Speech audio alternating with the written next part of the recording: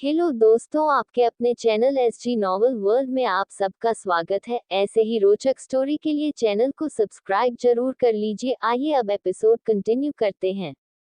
Episode 86 सजा। सब लोग हैरानी से समर को घूर रहे थे। किसी को समझ नहीं आ रहा था आखिर समर को हुआ क्या है।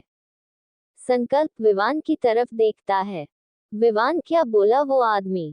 ज्यादा कुछ नहीं, उसने कहा कल समर 10 बजे ऑफिस में आकर उससे मिले। अब किस लिए मिले ये तो यही बता सकता है, पर ये तो सदमे में गया हुआ है। अनिरुद्ध समर को घूरते हुए कहता है। 1 मिनट रुको, अभी मैं इसे सदमे से बाहर निकालता हूँ। इतना बोल कबीर एक 500 का नोट जमीन में गिरा देता है और जोर से चिल्लाता है, ये 500 का नोट किसका है? मेरा है, मेरा है, समर एकदम से चिल्लाता है। ये देख सब गुस्से से उसे घूरते हैं। कमीना कहीं का, पैसे देखते ही होश में आ गया। अनिरुद्ध मुंह बनाकर कहता है, 500 का नोट कहाँ है मेरा? समर कबीर की तब देखते हुए कहता है, 500 का नोट मेरा था, तुझे होश में लाने के लिए झूठ बोला था। और अब बता ऐसा क्या बोला उस आदमी ने तुझे जो तेरे हाथ से फोन छूटकर नीचे गिर गया?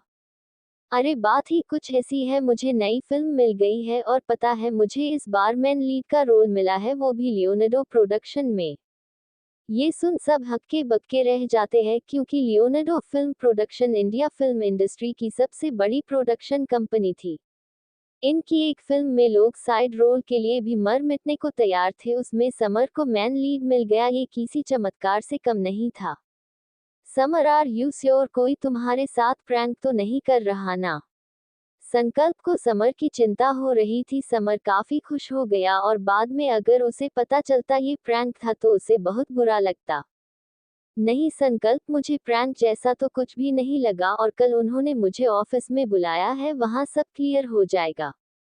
अनिरुद्ध, वैसे विश्वास तो मुझे भी नहीं हो रहा। समर इतनी बड़ी प्रोडक्शन कंपटीशन के सामने से फोन कर रही है, कुछ गड़बड़ तो नहीं है? और हाँ, ये कंपनी तो निकल बटो की है ना, जिसे तुम बिल्कुल भी पसंद नहीं करते।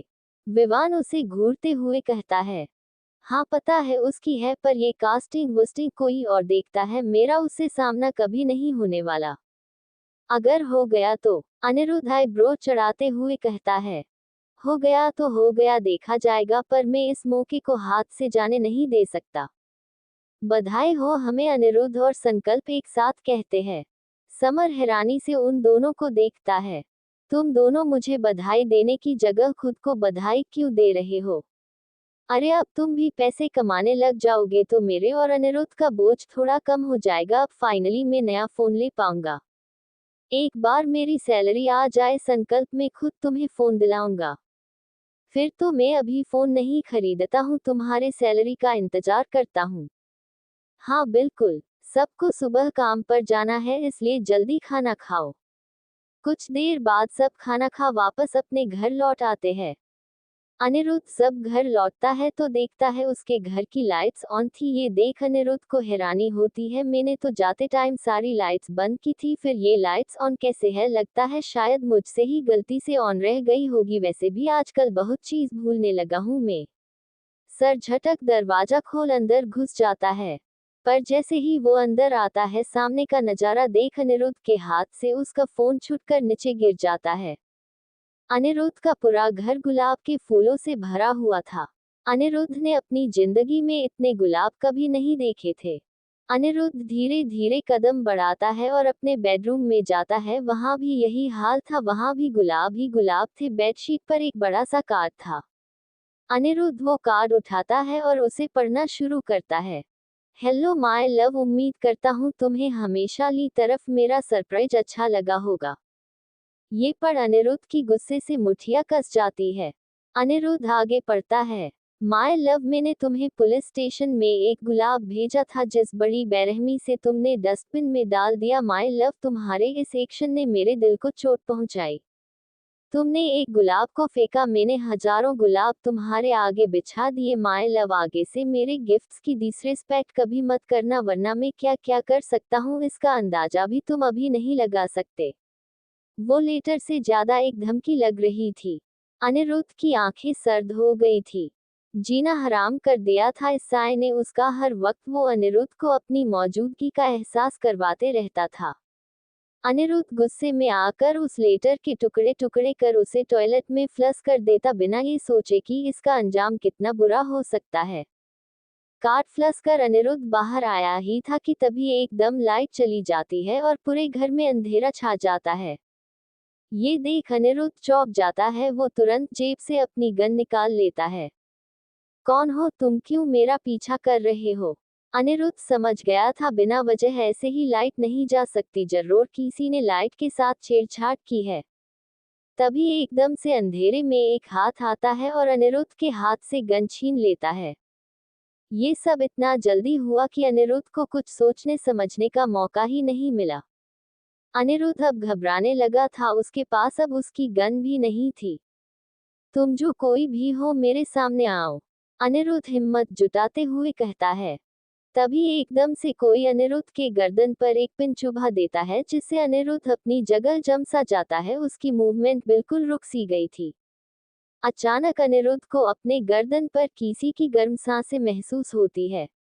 माय लव, तुमने एक बार फिर मुझे निराश किया। इतने प्यार से मैंने तुम्हारे लिए कार्ड बनाया और तुमने उसके टुकड़े कर उसे फ्लश कर दिया। तुमने दोपहर में भी गलती की और अब फिर से तुमने गलती की है। लगता है अब तुम्हें पनिशमेंट की जरूरत है। पनिशमेंट का नाम सुन अनिरुद्ध के माथे पर पसीना आने लगा।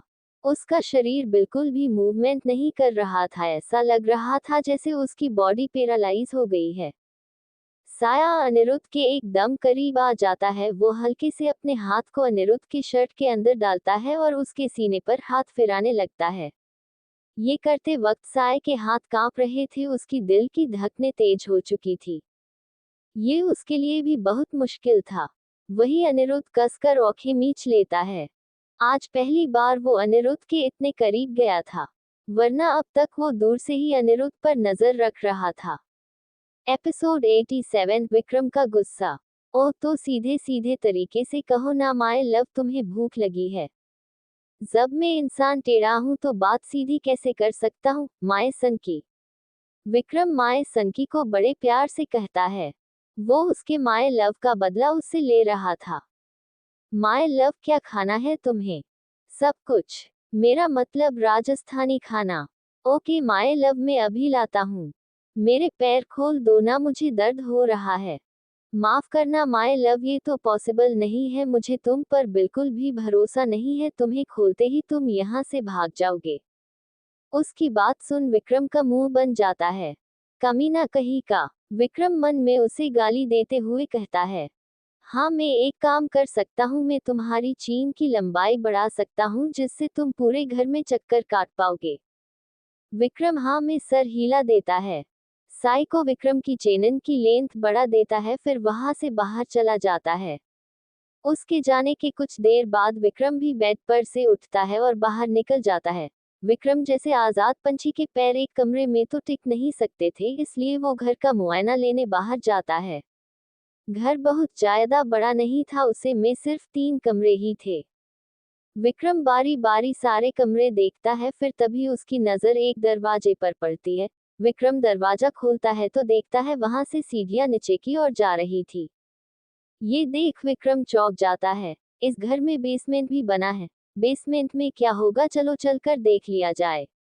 विक्रम सीढ़ियों से उतर कर नीचे जाता है। नीचे एक बहुत बड़ा हॉल था, वहां बहुत कम रोशनी थी। वहां 25 के करीब कंप्यूटर थे एक साथ। इतने कंप्यूटर देख विक्रम चौंक जाता है। ये संकी इतने सारे कंप्यूटर का क्या करता है?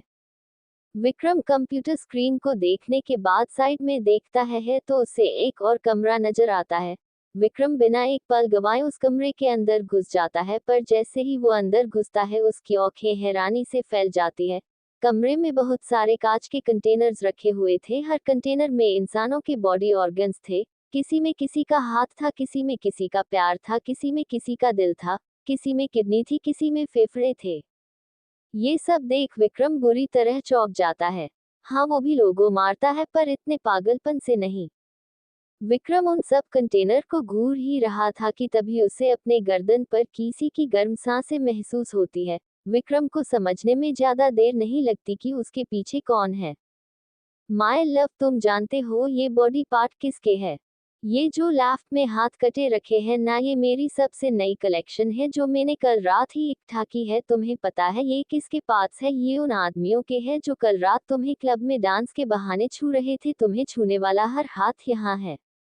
उसकी बात सुन विक्रम बुरी तरह चौंक जाता है।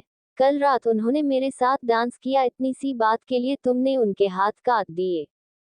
इतनी सी बात कहाँ है माय लव, उन्होंने तुम्हें छूने की कोशिश की है। मेरे अलावा तुम्हें छूने का हक किसी का भी नहीं है। विक्रम गुस्से से उसे घूरता है।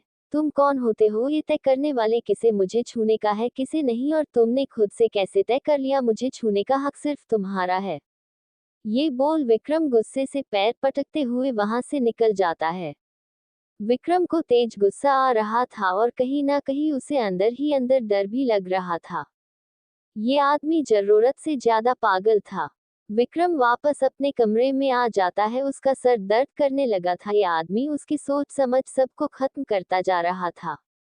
उसके इस पागलपन से विक्रम को बहुत घबराहट हो रही थी। वो विक्रम की लाइफ का पूरा कंट्रोल अपने हाथ में लेने की कोशिश कर रहा था, जो विक्रम कभी नहीं होने दे सकता था। उसे अपनी आजादी बहुत ज्यादा प्यारी थी। आधे घंटे बाद विक्रम बेड पर अधलेटा कुछ सोच रहा था, तभी वो आदमी वहां आता है। उसके हाथ में खाने की प्लेट थी। वो प्लेट को विक्रम के पास रखता है।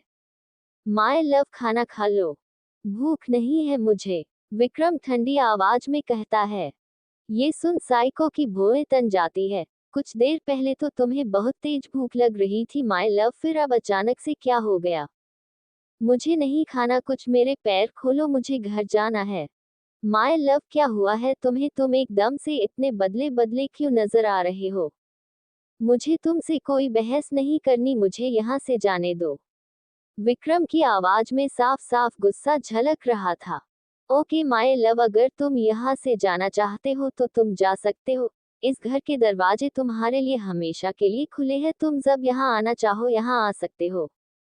विक्रम उसे घूरता है, फिर मन में कहता है, मर जाना पसंद करूंगा पर तुम्हारे आए हेल्प कभी नहीं लूंगा। नफरत है मुझे उन लोगों से जो मुझे कैद कर रखना चाहते हैं। मुझे अपनी आजादी अपनी जान से ज्यादा प्यारी है। साइको विक्रम के पैर खोल देता है। पैर खुलते ही विक्रम तेजी से बाहर निकल जाता है। साइको खाली आंखों से उसे जाते हुए देखते रहता है। विक्रम एक बार भी पीछे मुड़कर नहीं देखता। बाहर उसकी कार खड़ी थी। वो सीधा उसमें जाकर बैठ जाता है और बिना एक पल गवाए वहां से निकल जाता है। एपिसोड 88, जिंदगी भर के लिए गुलाम। साइको विक्रम के पैर खोल देता है। पैर खुलते ही विक्रम तेजी से बाहर निकल जाता है। साइको खाली आंखों से उसे जाते हुए देखते रहता है। विक्रम एक बार भी पीछे मुड़कर नहीं देखता। बाहर उसकी कार खड़ी थी। वो सीधा उसमें जाकर बैठ जाता है और बिना एक पल गवाए वहां से निकल जाता है। साइको सिगरेट पीते हुए बालकनी से जाते हुए देखते रहता है। उसकी आंखें शांत नजर आ रही थी। माय लव, जब तक तुम मुझे धोखा नहीं देते तब तक तुम आजाद रह सकते हो, लेकिन अगर तुमने मुझे धोखा दिया तो फिर मैं तुम्हें जिंदगी भर के लिए अपना गुलाम बना लूंगा। अपने सालों के प्यार को मैं किसी और का होते हुए नहीं देख सकता। एक पल के लिए मैं अपने बॉडी पार्ट्स को भी किसी से शेयर कर लूं, पर तुम्हें मैं किसी से शेयर नहीं कर सकता। तुम मेरा पागलपन बन चुके हो। मैं खुद पर अपना कंट्रोल खो चुका हूँ। कुछ भी ऐसा मत करना जिससे मेरे अंदर का शैतान जाग जाए और तुम्हें हट कर दे। वही विक्रम फुल स्पीड से कार को दौड़ा रहा था और वो बार बार मिरर से पीछे चेक भी कर रहा था, कहीं कोई उसका पीछा तो नहीं कर रहा। उसे डर था कहीं वो पागल फिर से उसके पीछे ना आ जाए। उसने इतने आसानी से उसे जाने दिया, ये बात विक्रम अब तक पचा नहीं पा रहा था। और सिर्फ विक्रम ही नहीं, रीडर्स भी इस बात को नहीं पचा पा रहे हैं, पर उन्हें पचाना होगा। मेरा साइको इतना भी बुरा नहीं है। अभी tears of Joy, tears of Joy. आधे घंटे बाद विक्रम की कार महल के बाहर रुकती है। इस वक्त उसे खुद के घर में रहना बिल्कुल सेफ नहीं लग रहा था। महल में काफी लोग हैं और अभय, कुणाल और अधिक भी है, तो वहां रहना विक्रम के लिए ज्यादा बेहतर ऑप्शन था। वैसे विक्रम के महल जाने की एक चुअल वजह ही नहीं थी। उसके वहां जाने का मेन कारण था खाना। विक्रम खुद के घर जाता तो उसे खुद खाना बनाना पड़ता या फिर होटल से ऑर्डर करना पड़ता। विक्रम को ये सब झंझट नहीं चाहिए था, इसलिए महल जाना ही उसके पास एकमात्र ऑप्शन बचा था। विक्रम कार से उतरता है और तेजी से महल के अंदर जाता है। विक्रम अंदर जाता है तो देखता है महल में एकदम सन्नाटा सा था। ये देख विक्रम को काफी हैरानी होती है। क्या बात है, महल में इतनी शांति। एक मिनट, कहीं ड्रैकुला ऊपर तो नहीं पहुंच गई। पर अगले ही पल विक्रम इस ख्याल को नकार देता है। नहीं नहीं, ऐसा नहीं हो सकता। अगर ड्रैकुला ऊपर पहुंच जाती तो यहाँ पर शांति थोड़ी ना होती, यहाँ पर तो डिस्को चल रहा होता और वो आशिक अधिक सबसे आगे बढ़कर जमीन और नागिन डांस कर रहा होता। आखिर ड्रैकुला ने सबसे ज्यादा उसी का ही तो खून चूसा है। वैसे समझ नहीं आ रहा एक साथ ये सारे चिड़ियाघर के जानवर कहाँ भाग गए। हमेशा तो जब भी यहाँ आता हूँ इधर उधर भटकते हुए मिलते हैं। शिट यार, सारे मूड की ऐसी तैसी हो गई। उस साइको ने मेरा दिमाग खराब कर रखा था। सोचा था यहाँ आऊंगा, क्लेश देखूंगा, फिर आग में घी डालूंगा, फिर और ज्यादा क्लेश होगा, पर ऐसा कुछ नहीं हुआ। यहाँ तो एकदम शांति पसरी हुई, सारा मजा किरकिरा कर दिया। विक्रम किसी नौकर को ढूंढने लगता है, तभी उसे सामने से एक नौकर आता हुआ नजर आता है। विक्रम हाथ के इशारे से उसे अपने पास बुलाता है। विक्रम के कहते ही वो नौकर तेजी से उसके पास आता है। जी सर, बोलिए। ये चिड़ियाघर आज इतना खाली खाली सा क्यों है? यहाँ के सारे जानवर कहाँ गायब है? विक्रम की बात सुन नौकर हैरान हो जाता है। उसे समझ नहीं आता विक्रम बोल क्या रहा है। सर, मुझे कुछ समझ नहीं आ रहा, आप कहना क्या चाह रहे हैं? और यह महल है, चिड़ियाघर नहीं है। यहाँ इंसान रहते हैं, जंगली जानवर नहीं। नौकर मुस्कुराते हुए जवाब देता है। नौकर की बात सुन विक्रम के होठों पर मुस्कान खिल जाती है। ओह, लगता है तुम यहाँ नए हो। कितने दिन हुए हैं ज्वाइन किए? सॉरी, दिन नहीं, कितने घंटे हुए हैं तुम्हें ज्वाइन किए हुए? विक्रम की बात सुन नौकर चौंक जाता है। सर, आपको कैसे पता चला मैं यहाँ नया हूँ? विक्रम मुस्कुराते हुए जवाब देता है। तुमने जब कहा ना ये महल है चिड़ियाघर नहीं, तभी मैं समझ गया था कि तुम यहाँ नए हो, क्योंकि तुम अगर नए ना होते तो तुम ये बात कभी नहीं बोलते। ये घर नहीं है, जानवर खाना है। यहाँ भांति भांति प्रकार के खतरनाक जानवर रहते हैं। सबसे खतरनाक है यहाँ की मुखिया। वह अपनी तीखी बातों से तुम्हारे सर कान मुंह से खून निकाल सकती है। और हाँ, 110% प्योर शाकाहारी होने के बाद भी वह तुम्हारा दिमाग खा सकती है। खैर, तुम यहाँ नए हो इसलिए तुम्हें इन सब बातों के बारे में नहीं पता। नए हो, धीरे धीरे सब, सॉरी धीरे धीरे नहीं, चंद घंटों में ही तुम्हें पता चल जाएगा कि मैं क्या कह रहा हूँ। वैसे कब से हो यहाँ पर? जी, मैंने आज सुबह ही ज्वाइन किया है। हम मतलब चंद घंटे ही हुए हैं, इसलिए ही तुमने ये बोला। खैर, तुम लकी हो, कम से कम तुम्हारे चंद घंटे तो बच गए, वरना बाकी बेचारों को तो 10 मिनट में ही तांडव देखने को मिल जाता है। तांडव सुन नौकर की आंखें चमक उठती है। वो खुशी से चीखते हुए कहता है, सर, क्या यहाँ सच में तांडव होता है? उसको इतना खुश होते देख विक्रम की भौहें तन जाती है। हाँ होता है, पर तुम क्यों इतना खुश हो रहे हो? सर, मुझे बचपन से ही तांडव बहुत ज्यादा पसंद है। वैसे यहाँ तांडव कौन करता है? यहाँ सब करते हैं, छोटे, बूढ़े, जरूरत और हद से ज्यादा बूढ़े आदि सब मिलकर तांडव करते हैं। सर, बूढ़े छोटे तो समझ आया, पर ये जरूरत और हद से ज्यादा बूढ़े से आपका क्या मतलब है? My love. विक्रम के मुंह से माय लव सुन नौकर हैरान हो जाता है। वही सब विक्रम को एहसास होता है उसने क्या बोल दिया। वो कसकर अपनी आंखें बंद कर लेता है। शिट, उस पागल संकी की वजह से मुझे ये नाम याद हो गया। अगर उसने सुन लिया होता तो बेचारे के कान कटवा देगा। वैसे भी उसकी कलेक्शन में कान को छोड़कर सब कुछ था। सॉरी, तुम्हारा नाम क्या है? जी, नमन। ओके, तो माय नमन। विक्रम एक बार फिर चिढ़ उठता है। शिट, ये माय फिर से बीच में आ गया। ओके नमन, सुनो, जरूरत और हद से ज्यादा बूढ़े से मेरा मतलब उस इंसान से है जिसकी उम्र बहुत ज्यादा हो चुकी है, लेकिन फिर भी वो इस धरती पर बोझ बना हुआ है, जिसे इस दुनिया से रिटायरमेंट ले लेना चाहिए, पर बदकिस्मती से वह ले नहीं रहा। और पता नहीं यमराज भी उसे उठा क्यों नहीं रहे, या फिर वो भी डर रहे हैं, सोच रहे होंगे इस बला को नीचे ही रहने दो, ऊपर आ गई तो हमारा खून चूसेगी।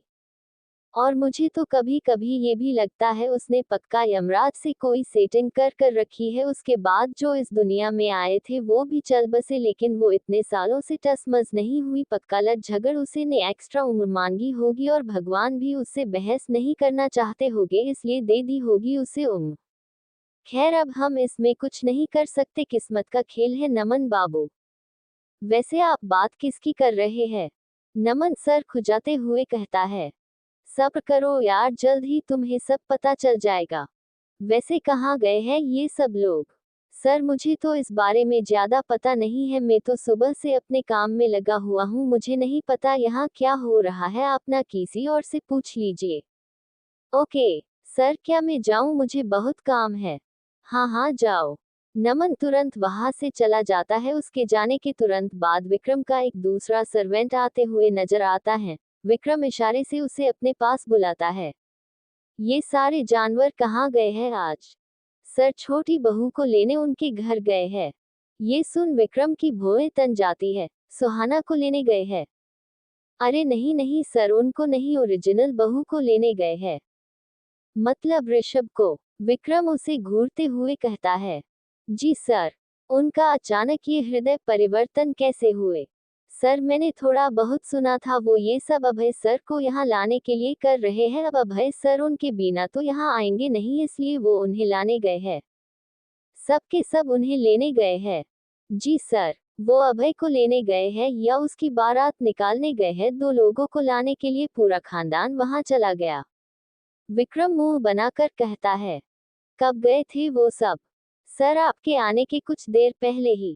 ओके, खाना तैयार है? विक्रम उसे घूरते हुए कहता है। जी सर, और आज तो स्पेशल खाना बना है, सब कुछ अभय सर की पसंद का बना है। सुशीला मैम आज बहुत खुश थी, उन्होंने आज बहुत सारे व्यंजन बनवाए हैं। अच्छा ये तो बढ़िया है। वैसे तुम्हें नहीं लगता तुम्हें एक बार व्यंजन टेस्ट कर लेने चाहिए? जी मैं कुछ समझा नहीं। अरे अगर पकवान स्वाद नहीं हुए तो? ये सुन नौकर घबरा जाता है। उसे यूं घबराते देख विक्रम कहता है।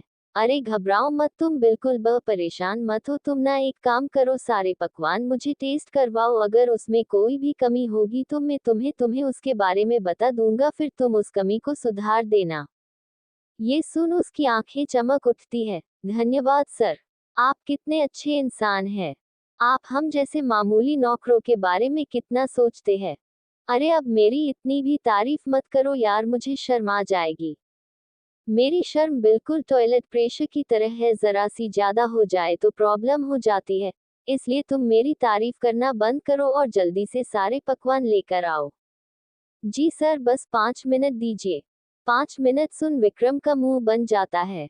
5 मिनट बहुत ज्यादा है, तुम सेकंड्स में खाना लाओ। ठीक है सर, मैं 300 सेकंड में खाना लाता हूँ। ये बोल नौकर तुरंत वहां से 9-2-11 हो जाता है।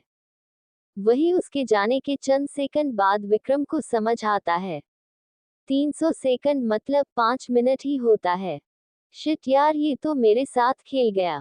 अभी खाना खा लेना ही विक्रम को बेहतर लगा, इस अजीब गरीब परिवार के लोग कब कलेश कर दे उनका कोई भरोसा नहीं है। और जरा सा इनका कलेश होता नहीं कि सब खाना छोड़कर चले जाते हैं। मुझे समझ नहीं आता ये लोग खाना छोड़ कैसे देते हैं, मुझे तो गुस्से में भी खाना अच्छा लगता है, इनफैक्ट गुस्से में तो मुझे खाना और ज्यादा पसंद है, गुस्से की वजह से खून फूक जाता है, उस खून की भरपाई करने के लिए तो हमें एक्स्ट्रा खाना खाना चाहिए। विक्रम अपने ही सवालों की लड़ी में उलझा हुआ था। कुछ देर बाद नौकर सारा खाना लेकर आ जाता है, खाने को देख विक्रम अपने सारे सवाल भूल जाता है। एपिसोड 89 मन कर रहा है तुम्हारे हाथ काट दूं। और जरा सा इनका कलेश होता नहीं कि सब खाना छोड़कर चले जाते हैं। मुझे समझ नहीं आता ये लोग खाना छोड़ कैसे देते हैं, मुझे तो गुस्से में भी खाना अच्छा लगता है, इनफैक्ट गुस्से में तो मुझे खाना और ज्यादा पसंद है, गुस्से की वजह से खून फूक जाता है, उस खून की भरपाई करने के लिए तो हमें एक्स्ट्रा खाना खाना चाहिए। विक्रम अपने ही सवालों की लड़ी में उलझा हुआ था। कुछ देर बाद नौकर सारा खाना लेकर आ जाता है, खाने को देख विक्रम अपने सारे सवाल भूल जाता है। ओह इतना सब कुछ बना है, आज मैं एक दिन के लिए गायब क्या हुआ, यहाँ की तो काया ही पलट गई है। हम आपके हैं कौन से? सीधा हम साथ साथ वाला सीन हो गया है। विक्रम सारे आइटम्स ट्राई करता है, आइटम्स इतना ज्यादा था कि ट्राई करने के चक्कर में ही उसका पेट भर गया। जब तक विक्रम ने खाना नहीं खा लिया वो नौकर उसके पास ही खड़े रहता है। वो इस वक्त काफी नर्वस नजर आ रहा था। सर कैसा लगा आपको खाना? खाना मन कर रहा है तुम्हारे हाथ काट दूं। जी। ये सुन नौकर बहुत ज्यादा घबरा जाता है। क्या खाना इतना बुरा बना है कि आप मेरे हाथ ही काट देंगे? अरे नहीं नहीं, खाना तो तुमने जबरदस्त बनाया है। अच्छा बनाया तो फिर आप मेरे हाथ क्यों काट रहे हैं? अरे पगले, तुमने खाना इतना अच्छा बनाया कि मन कर रहा है शाहजहां की तरह तुम्हारे हाथ कटवा दूं ताकि इतना स्वाद खाना कोई और ना खा सके। और चिंता मत करो, मैं मजाक कर रहा हूँ, कोई तुम्हारे हाथ नहीं काटने वाला। अगर मैंने तुम्हारे हाथ काट दिया तो फिर मुझे इतना अच्छा खाना कैसे खाने को मिलेगा? विक्रम मुस्कुराते हुए कहता है। सर सच में खाना इतना अच्छा बना है। अरे यार सच में खाना बहुत अच्छा बना है, बिल्कुल फिक्र मत करो, सबको खाना बहुत पसंद आएगा। ओके, तो मैं अब रूम में आराम करने जा रहा हूँ, अगर कोई आए तो मुझे सबसे पहले इन्फॉर्म कर देना। वो मुझे तमाशा देखना है, अब इतना सारा खाना खाया है, तमाशा देखकर ही डाइजेस्ट होगा। याद से मुझे बुला लेना। जी सर, आप बिल्कुल भी फिक्र मत कीजिए, मैं कुछ भी मिस नहीं करने दूंगा आपको, आप सारा तमाशा एंजॉय करना। ओह सो स्वीट ऑफ यू। कितने समझदार हो तुम यार, मुझे ना तुम्हारे जैसे लोग बहुत ज्यादा पसंद है, जो ज्यादा दिमाग ना खाएं और बात को जल्दी से और सही से समझ जाए। ओके बाय, मैं चलता हूँ, थोड़ा आराम कर लेता हूँ, फिर मस्त तमाशा एंजॉय करूंगा। ये बोल विक्रम वहां से चला जाता है। वही दूसरी और ऋषभ और अभय जब ऑफिस से घर आते हैं तो वो हैरान हो जाते हैं। जिंदल मेंशन में काफी भीड़ जमा थी, राजमहल के सारे लोग वहां आए हुए थे। उन सब को वहां देख ऋषभ और अभय को काफी हैरानी होती है। उन सब को यहाँ देख ऋषभ को थोड़ी घबराहट होने लगती है, अभय उसकी नर्वसनेस को भाप लेता है। ऋषभ की घबराहट को कम करने के लिए अभय उसका कसकर हाथ पकड़ लेता है और उसे अपने होने का एहसास दिलाता है। अभय के साथ से ऋषभ की घबराहट धीरे धीरे कम होने लगती है। ऋषभ का हाथ पकड़े ही अभय अंदर की ओर भर जाता है। अभय और ऋषभ को हाथ पकड़े हुए देख सुहाना का खून खून जल रहा था। पहले तो उसे अपने बॉयफ्रेंड रवि से इतना प्यार था, लेकिन जैसे ही वो गायब हो गया उसका दिल एकदम से अभय पर आ गया। अब वो बिल्कुल भूल चुकी थी वो कभी रवि से प्यार भी करती थी। इतने दिन हो गए थे रवि को गायब हुए, उसने एक बार भी उसे ढूंढने की कोशिश नहीं की। अभय ऋषभ को लेकर सबके सामने जाकर खड़ा हो जाता है। आप सब लोग यहाँ क्या कर रहे हैं? कहीं आप लोग भी तो यहाँ रहने के लिए तो नहीं आ गए? अभय हंसते हुए कहता है। खुद का घर होते हुए हमें किसी और के घर रहने की जरूरत नहीं है। सब आपकी तरह नहीं होते हैं अभय। वंदना अभय पर तंज कसते हुए कहती है। बातों को ज्यादा न घुमाते हुए हम सीधे पॉइंट पर आते हैं। हम आपको यहाँ से वापस ले जाने के लिए आए हैं। आप यहाँ सिर्फ मुझे अकेले को लेने आए हैं या ऋषभ को भी? मैं आपको पहले ही साफ साफ शब्दों में कह देता हूँ, मैं अपने बीवी के बिना यहाँ से नहीं जाने वाला और मुझे यहाँ रहने से कोई प्रॉब्लम नहीं है। मेरी प्यारी सासू माँ बहुत अच्छा खाना बनाती है और मेरा बहुत ज्यादा ध्यान रखती है, मैं तो जिंदगी भर इनके साथ रह सकता हूँ। अभय बड़े प्यार से राशि की तरफ देखता है। राशि भी उसे देख जबरदस्ती मुस्कुरा देती है। सासू माँ, आपको मेरे यहाँ रहने से कोई प्रॉब्लम तो नहीं है ना? अभय मासूम सा चेहरा बनाते हुए कहता है। अरे बिल्कुल बेटा, मुझे कोई प्रॉब्लम नहीं है, तुम्हारा ही तो घर है, तुम ही भर के यहाँ रह सकते हो, जब तक चाहे जब तक यहाँ रह सकते हो। सासू माँ, सच में ये मेरा घर है? अभय खुश होते हुए कहता है। हाँ हाँ बेटा, तुम्हारा ही है। सासू माँ, जब घर मेरा है तो मेरे नाम भी करवा दीजिए ना, मैं आज ही कुणाल को बोलकर इस घर के पेपर मेरे नाम से बनवा देता हूँ।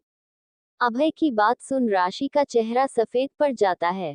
बेटा, घर नाम करवाने की क्या जरूरत है, घर तुम्हारा ही है, तुम कभी भी यहाँ आ सकते हो। ओके सासू माँ, आप कहती है तो मान लेता हूँ। दादी सा, मैं ऋषभ के बिना यहाँ से नहीं जाऊंगा। अभय अपना फैसला सुनाते हुए कहता है। वंदना ठंडी सांस छोड़ते हुए कहती है। हमें आपसे यही उम्मीद थी, हमें पहले से ही पता था आप यही कहेंगे, इसलिए हमने पहले ही फैसला कर लिया था। हम आप दोनों को ही यहाँ से लेने आए हैं, आप अपना सामान ले आइए, हमें जल्द से जल्द यहाँ से निकलना है। ओके, अगर आप ऋषभ को भी साथ ले जाने को तो मुझे भी कोई प्रॉब्लम नहीं है। अभय ऋषभ की तरफ देखता है। बीवी, तुम रूम में जाओ और हमारा सामान पैक कर बैग्स बाहर रख देना, ड्राइवर वहां से सामान उठा कार में रख देगा। अब तुम जल्दी से सारा सामान पैक करो। ऋषभ हाँ में सर हिलाता है और तुरंत वहां से चला जाता है। ऋषभ के जाने के कुछ देर बाद ही सुहाना भी कुछ बहाना बना वहां से निकल जाती है। ऋषभ अपना सामान पैक कर चुका था, अब वो अभय का सामान पैक कर रहा था।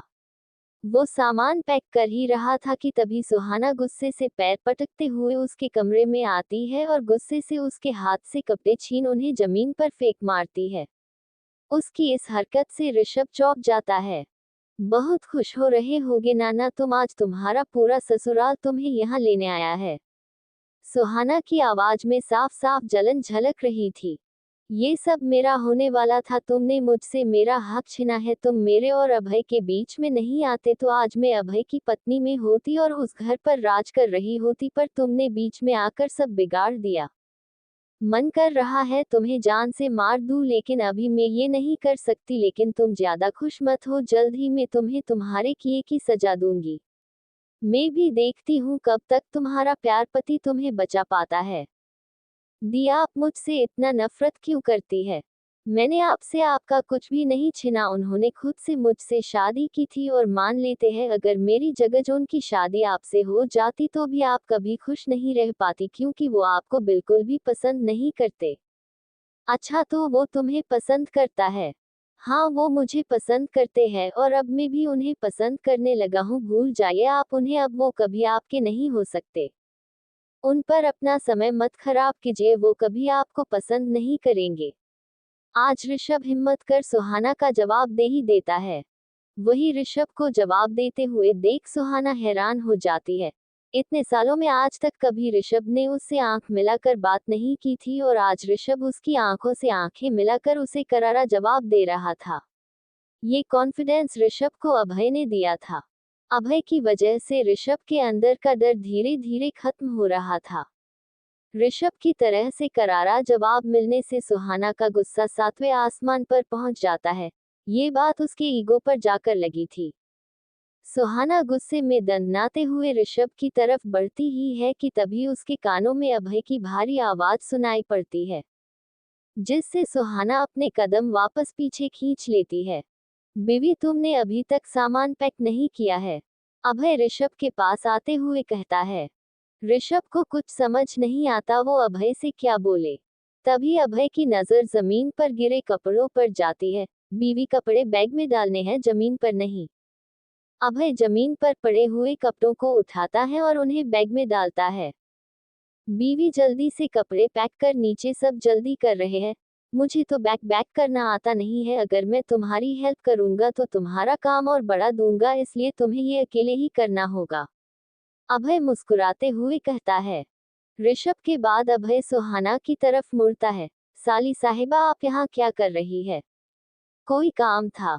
मैं तो बस यहाँ ऋषभ की थोड़ी हेल्प करने आई थी, पर उसे मेरी हेल्प की जरूरत नहीं है, इसलिए मैं चलती हूँ। सुहाना नकली स्माइल होठों पर सजाकर वहां से चली जाती है। उसके जाते ही अभय का मुंह बन जाता है। चालाक लोमड़ी, मुझे क्या पता नहीं तुम यहाँ क्या करने आई थी। बीवी के जाते ही चुड़ैल की तरह उसके पीछे पीछे हो ली थी। मैं तभी समझ गया था, पक्का मेरी बीवी को परेशान करने जा रही हो। जब से ऋषभ ने अभय को उन सब की सच्चाई बताई थी, उसी दिन से अभय ने उनके साथ दुश्मनी कर ली थी। अब वो किसी को नहीं छोड़ने वाला था, उसके बीवी पर हुए हर जुर्म का बदला लेने वाला था। उसे एपिसोड 90 गोद में उठा लेता। उसके जाते ही अभय का मुंह बन जाता है। चालाक लोमड़ी, मुझे क्या पता नहीं तुम यहाँ क्या करने आई थी। बीवी के जाते ही चुड़ैल की तरह उसके पीछे पीछे हो ली थी। मैं तभी समझ गया था, पक्का मेरी बीवी को परेशान करने जा रही हो। जब से ऋषभ ने अभय को उन सब की सच्चाई बताई थी, उसी दिन से अभय ने उनके साथ दुश्मनी कर ली थी।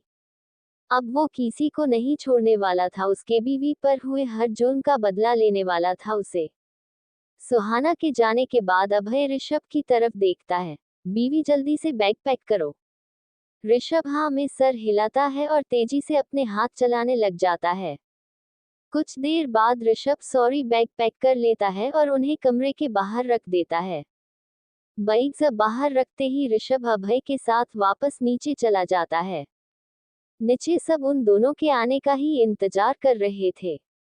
उन दोनों के आते ही वंदना सोफा पर से खड़ी होती है और राशि और विजय की तरफ देखती है और अपनी रोबदार आवाज में कहती है, जी अब हम चलते हैं। राशि और विजय हाँ में सर हिला देते हैं और इसके अलावा उनके पास कोई और ऑप्शन भी तो नहीं था।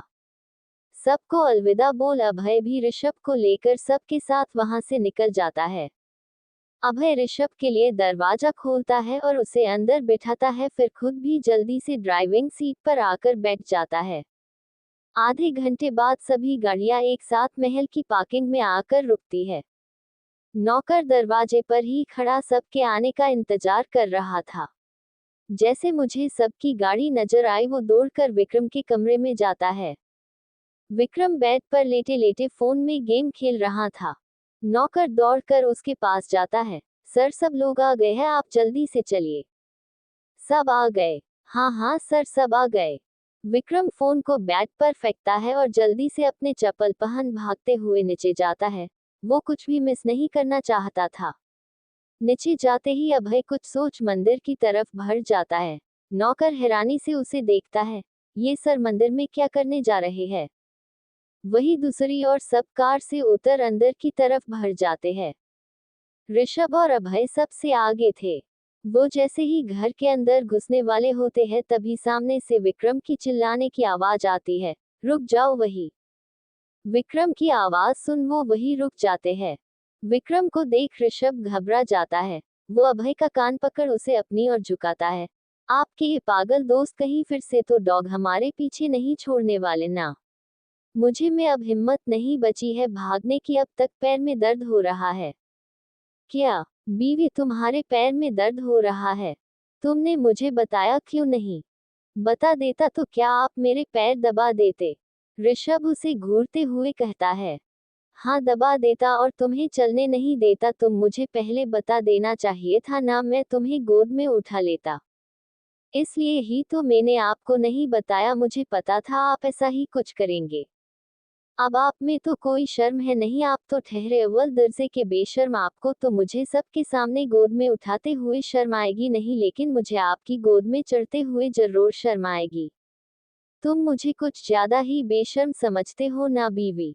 अभय हंसते हुए कहता है, समझता हूँ नहीं, आप ऐसे हैं। ऋषभ मुंह बनाकर कहता है, हम अपनी बकवास बाद में कंटिन्यू करते, पहले आप मुझे ये बताएं, ये सच में हमारे पीछे डॉग नहीं छोड़ने वाले? अरे नहीं बीवी डरो मत, ऐसा कुछ नहीं होगा। विक्रम एक बार जो काम करता है वो दोबारा उसे कभी रिपीट नहीं करता, वो दोबारा कभी हमारे पीछे कुत्ता नहीं छोड़ेगा। हाँ कुत्ते की जगह वो भेड़िया, टाइगर, लेओपार्ड आदि चीजें छोड़ सकता है। वॉट? ये सुन ऋषभ की आंखें जरूरत से ज्यादा बड़ी हो जाती है। आप मजाक कर रहे हैं ना? ऋषभ घबराते हुए कहता है, नहीं बीवी में बिल्कुल सीरियस है। नेशनल पार्क में विक्रम की काफी ज्यादा जानवर से दोस्ती है, वहां पर एक टाइगर, लियोपार्ड और भेड़िया है जिनको विक्रम ने रेस्क्यू किया था। रेस्क्यू? लियोपार्ड को किसी शिकारी ने गोली मार दी थी। विक्रम उस वक्त जंगल में कैंपिंग के लिए गया हुआ था। जब उसने घायल लियोपार्ड को देखा तो उसने उसे अपनी गाड़ी में बिठा अस्पताल में ले गया, वहां उसका इलाज करवाया। विक्रम ने कुछ दिन तक उसका अच्छे से ख्याल रखा और इसी बीच उसकी लेपर्ड से दोस्ती हो गई। विक्रम अक्सर उससे मिलने जाते रहता है। और टाइगर और वुल्फ उनका क्या? वह रोड क्रॉस कर रहे थे, किसी ने उनका एक्सीडेंट कर दिया। विक्रम ने उन्हें रोड पर खून से लथपथ देखा तो उसने तुरंत उनको अस्पताल में एडमिट करवा दिया और फिर उनका अच्छे से ध्यान रखा और उनके बीच दोस्ती हो गई। ऋषभ अभय की बात को पूरा करते हुए कहता है, हाँ बीवी। अभय मुस्कुराते हुए कहता है, लगता है विक्रम जी को जानवरों से कुछ ज्यादा ही प्यार है। हाँ उसे जानवर काफी ज्यादा पसंद है, वो किसी इंसान की मदद करे या ना करे पर जानवरों की मदद के लिए वो हमेशा तैयार रहता है। विक्रम को लगता है कि जानवरों पर विश्वास किया जा सकता है, इंसानों पर नहीं। जानवरों को थोड़ा सा प्यार दो, जिंदगी भर के लिए आपके लिए लॉयल्टी निभाते हैं, वही अगर जिंदगी भर किसी इंसान के लिए करो और एक बार ना करो तो इंसान सब कुछ भुला देता है। आपने उसके लिए जो किया था वह वो याद नहीं रखेगा, आपने उसके लिए क्या नहीं किया वह ये बात जरूर याद रखेगा। वैसे ये बात तो उनकी बिल्कुल सही है, लोग बहुत जल्दी भूल जाते हैं। ऋषभ फीकी मुस्कान के साथ कहता है, तो क्या वो सच में उन जानवरों को यहाँ बुला सकते हैं? हाँ, वो ऐसा कर सकता है, पर फिलहाल वो ऐसा कुछ नहीं करेगा क्योंकि माँ और पापा यहाँ है और वो ऐसा कुछ भी नहीं करेगा जिससे वो दोनों परेशान हो। वो माँ पापा की बहुत इज्जत करता है। ओह शुक्र है वो किसी की तो इज्जत करते हैं, वरना आपकी तो बेइज्जती करने में तो उन्होंने रिकॉर्ड तोड़ रखा है। ऋषभ अभय का मजाक उड़ाते हुए कहता है, ये देख अभय की भौहें सिकुड़ जाती है। बीवी तुम मुझ पर हंस रहे हो। हाँ, मेरे मजाक उड़ाने का बदला मैं तुमसे जरूर लूंगा, अभय सख्ती से कहता है। अभय के सख्ती से कहने पर भी ऋषभ को कोई फर्क नहीं पड़ा। अच्छा क्या करेंगे आप? मुझे मारेंगे, या फिर मुझे भूखा रखेंगे, या फिर मुझे अंधेरे कमरे में बंद कर देंगे? बोलिए क्या करेंगे आप मेरे साथ? ऋषभ गहराई से अभय की आंखों में देखते हुए कहता है। ऋषभ की बात सुन अभय के होठों पर तिरछी मुस्कान खिल जाती है। वहां बीवी मेरी बिल्ली मुझे ही म्याऊं। मैंने ही तुम्हें ये कॉन्फिडेंस दिया और आज तुम इसका इस्तेमाल मेरे ऊपर ही कर रहे हो। खैर मुझे अच्छा लगा तुम्हारा ये कॉन्फिडेंस, अब तुम धीरे धीरे अभय रायचंद की बीवी लग रहे हो। अभय मुस्कुराते हुए कहता है। ऋषभ भी उसकी बात सुन मुस्कुरा देता है। अच्छा वैसे आपने अब तक बताया नहीं, आप मुझसे बदला कैसे लेने वाले हैं? अभय मुस्कुराता है, फिर ऋषभ के ऊपर झुकता है और धीमी पर गहरी आवाज में कहता है, बीवी तुमसे बदला तो मैं हमारी सुहागरात के दिन लूंगा, तुम रोकोगे तब भी नहीं रुकूंगा, तुमने जितना मुझे तरसाया है ना उतना ही मैं तुम्हें तरसाऊंगा, छोड़ने के लिए रिक्वेस्ट करोगे तब भी तुम्हें नहीं छोड़ूंगा, बिल्कुल भी रहम नहीं खाऊंगा तुम पर। ये बोल अभय हल्के से ऋषभ के कान को चुम लेता है। ये देख ऋषभ का चेहरा शर्म से लाल हो जाता है। वो हैरानी से पीछे मुड़ता है, उसे डर था कहीं किसी ने अभय को ऐसा करते हुए तो नहीं देख लिया। पर लकीली इस वक्त किसी का भी ध्यान उन पर नहीं था। सबका ध्यान विक्रम पर था। ऋषभ नाराजगी से अभय को देखता है। अगर आज कोई मैं देख लेता तो ऋषभ कितना ज्यादा एम्ब्रेस होता। ऋषभ का फुला मुंह देख अभय को हंसी आ जाती है। वो उसके गाल पिंच कर लेता है। इससे ऋषभ और ज्यादा चिढ़ जाता है। वो गुस्से से अभय के हाथ को झटक देता है। ओहो बीवी तुम तो कुछ ज्यादा ही भड़क गए। ऋषभ उसे घूरता है पर कुछ कहता नहीं। वो दोनों अपने झगड़े में उलझे हुए थे और उधर विक्रम एक एक करके पता नहीं क्या क्या सामान लाए जा रहा था। सब लोग हैरानी से विक्रम को देखे जा रहे थे। उन्हें दरवाजे पर खड़े काफी देर हो गई थी, जिस वजह से वंदना को काफी गुस्सा आ रहा था। सुशीला को डर लग रहा था कहीं वंदना गुस्से में आकर विक्रम को कुछ कह ना दे, और अगर वंदना ने विक्रम को कुछ कह दिया तो फिर विक्रम भी कुछ कम नहीं है, वो भी वंदना से फिर बराबर लड़ेगा और फिर होगा यहाँ तमाशा। दोनों ही बवाल है, एक भी चुप नहीं रहने वाला। वंदना भड़के ना इसलिए सुशीला विक्रम से कहती है, विक्रम बेटा क्या कर रहे हैं आप? आंटी मैं अभय और ऋषभ के घर प्रवेश की तैयारी कर रहा हूँ। वॉट? घर प्रवेश की तैयारी? अभय हैरान होते हुए कहता है। गृह प्रवेश कर रहा हूँ, तुम्हारा नर्क में प्रवेश नहीं कर रहा हूँ जो इतना हैरान हो रहे हो। हाँ वह बात अलग है कि यह घर नरक से कम नहीं है, विक्रम धीरे से बोलता है। कुछ कहा तुमने? कुछ कहा तुमने? अभय उस शक भरी निगाहों से घूरते हुए कहता है। कुछ नहीं। तुमने खुद हमारा पिछले बार हमारा घर विश किया था। भूल गए हो क्या? मैं तुम्हारी तरह बुढ़ाऊ नहीं हुआ, मैं अभी जवान हूँ और मेरी याददाश्त बिल्कुल ठीक है। मुझे याद है कि लास्ट मैंने ही तुम्हारा घर प्रवेश किया था। याद है तो फिर से क्यों कर रहे हो? अभय मुंह बनाकर कहता है। वो भाभी दोबारा घर पर आए हैं ना, और इस बार हमेशा के लिए आए हैं तो गृह प्रवेश तो बनता ही है ना। और लास्ट टाइम गृह प्रवेश में मुझसे गलती हो गई थी, विक्रम धीरे से कहता है। विक्रम की बात सुन अभय की भौहें सिकुड़ जाती है। क्या गलती की थी तुमने? वो मैंने तुम्हारी आरती करते वक्त जो मंत्र बोले थे वो अंतिम संस्कार के मंत्र थे। ये सुन अभय का चेहरा गुस्से से लाल हो जाता है। जीते जी मार दो तुम मुझे। दुश्मन मिले हजार पर दोस्त ऐसा ना मिले एक। बाकी का नेक्स्ट एपिसोड नेक्स्ट पार्ट में कवर करेंगे। कहानी को लाइक शेयर कमेंट जरूर करें और प्लीज लाइक भी जरूर करें। Thank you.